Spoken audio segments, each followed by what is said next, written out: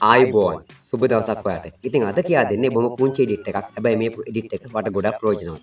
ඒ කිව්වේ photos edit කරන්න යනකොට ඔයාටත් හම්බ වෙලා තියෙනවද මෙන්න මේ වගේ ෆොටෝස්. මෙන්න මේ වගේ එජ් එක ෆිල් කරන්න අවශ්‍ය වෙලා තියෙන ෆොටෝස්. හරි ඔයාට හිතෙනවා ඇති ක්ලෝන් ස්ටැම්ප්ස් ටූල් එක අරගෙන මේක ෆිල් කරන්න පුළුවන් කියලා.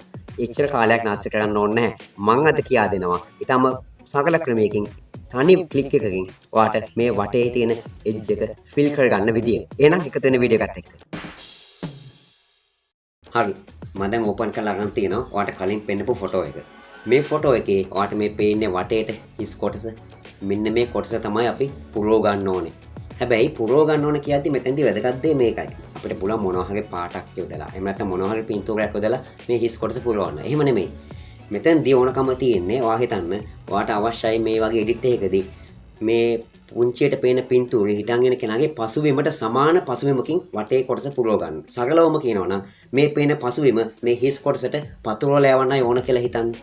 ඉතින් මේ දේ කරන්න මම වට කලින් කිව්වා වගේ ක්ලෝන් ස්ටැම්ප්ස් ටූල් එකෙන් පුළුවන්. හැබැයි මෙතෙන්දී ඒක අවශ්‍ය වෙන්නේ නැහැ. මම වට අර පෙන්නුවේ වීඩියෝ එක පටන් ගනිද්දි. ඔයාට හිතෙන්න පුළුවන් දැක්ක ගමන් ක්ලෝන් ස්ටැම්ප්ස් ටූල් එකට යන්න. හැබැයි ඊට වඩා සරල ක්‍රමයක් තමයි මම අද ඔයාලට කියලා දෙනවා කිව්වේ. දැන් ඔයාලට ප්‍රශ්නයක් වෙන්න පුළුවන්. එහෙනම් ක්ලෝන් ස්ටැම්ප්ස් ටූල් එක අවශ්‍ය නැද්ද? ක්ලෝන් ස්ටැම්ප්ස් ටූල් එක අවශ්‍ය වෙන තැන් තියෙනවා. ඒ වගේම මේ මම දැන් ඔයාලට කියා දෙන දේ අවශ්‍ය වෙන තැන් තියෙනවා. ක්ලෝන් ස්ටැම්ප්ස් ටූල් එක සහ මේ කියා දෙන ක්‍රමවේදය හැමතැනම සුදුසු නැහැ. අපි තෝරලා බේරලා මේ ක්‍රමවේද දෙක පාවිච්චි කරන්න ඕන. දැන් මම ඔයාලට කියා දෙන්නම් මොකක්ද කරන්න ඕන කියලා. ඔයා යන්න මේ රෙක්ටැන්ගල් මාකර් ටූල් එකට. මේ තියෙන මම දැන් ඊතලයකින් පෙන්නන්නේ. ඒ ටූල් එක ක්ලික් කරලා ඔයා මේ ෆොටෝ එකේ හිස් කොටසක් ඉස්සෙල්ලා සිලෙක්ට් කරගන්න ඕන. මම මුලින්ම තෝරගන්නවා මේ උඩ කොටස. මෙහෙම මම දැන් මේ රීජන් එකක් සිලෙක්ට් කරනවා. ඒ සිලෙක්ට් කරද්දී ඔයා දැනගන්න ඕන වැදගත් දේ තමයි මේ වගේ මේ කොටස සිලෙක්ට් කරලා පොඩ්ඩක් මේ ෆොටෝ එකේ මෙන්න මේ කොටසක් අහු වෙන්න ගන්න. මෙන්න මේ කොටසක් අහු වෙන එක මම දැන් ඔයාලට මේ ඊතලයකින් පෙන්නන්නේ. ඉතින් මෙන්න මේ පේනවා නේද කොටස. ඔන්න වගේ පොඩි කොටසක් අහු වෙන්න අරගෙන මවුස් එක අතාරින්න ඊට පස්සේ කරන්න තියෙන මෙච්චරයි මම ඔයාලට කිව්වනේ එක ක්ලික් එකකින් මේ වැඩේ කරන්න කියලා දෙනවා කියලා. එඩිට් මෙනු එකේ මෙතන තියෙනවා ෆිල් කියලා මේ තියෙන මේක ක්ලික් කරන්න. ක්ලික් කරාට පස්සේ එනවා ඩයලොග් බොක්ස් එකක්. මෙතෙන්දී සාමාන්‍යයෙන් මේ ඩිෆෝල්ට් එන සෙටින්ග්ස් ටික කොහොමද තියෙද්දි අපිට ඕකේ කරන්න පුළුවන්. හැබැයි ඔයා පොඩ්ඩක් බලන්න මෙතන කන්ටෙන්ට්ස් කියන තැන මේ කන්ටෙන්ට් අවෙයා කියන එක සිලෙක්ට් වෙලා තියෙනවද කියලා. මේක තමයි තියෙන්න ඕන. මේක සාමාන්‍යයෙන් ඩිෆෝල්ට් සිලෙක්ට් වෙලා එන්නේ ඔටෝ. හැබැයි පොඩ්ඩක් ඒක ඔයා බලන්න. ඒක පොඩ්ඩක් පරීක්ෂා කරලා බලන්න. ඔය වගේ තියලා ඕකේ කරන්න. ඕකේ කළා පොඩි වෙලාවක් බලන් ඉන්නකො මොකද වෙන්නේ කියලා. දැන් අපි ටිකක් කළා බලන් ඉමු ඔසිල්ලිය මොකද වෙන්නේ කියලා. තා පොඩි වෙලාවක් යද්දි ඔන්න බලන්න වෙන වැඩේ. දැක්කද? හරි. උඩ කොටස හරි.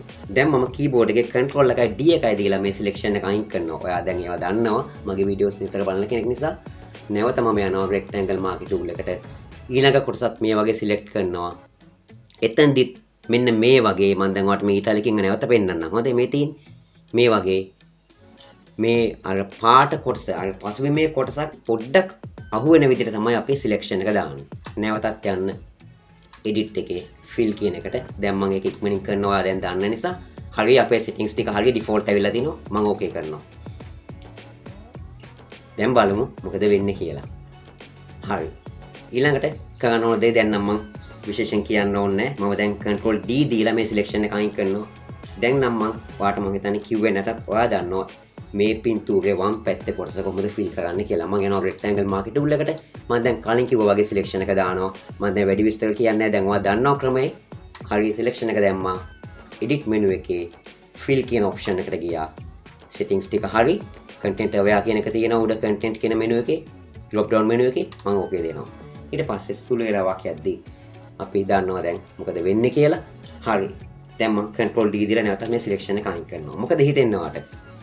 පොඩි තැන් ටිකක් තියෙනවා සමහරට නොගැලපෙනවා වගේ. අන්න ඒ වගේ තැන් විතරක් ඔයාට මම කලින් කියා දීලා තියෙනවා ක්ලෝන් ස්ටැම්ප්ස් ටූල් එකෙන් ඒ වගේ පොඩ්ඩක් එඩිට් කරගන්න විදිය.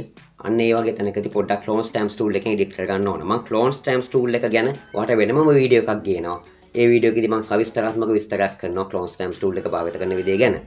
එහෙමනම් මට අද ඔයාට පෙන්නලා දෙන්න ඕනේ ඔන්න ඔය ක්‍රමය.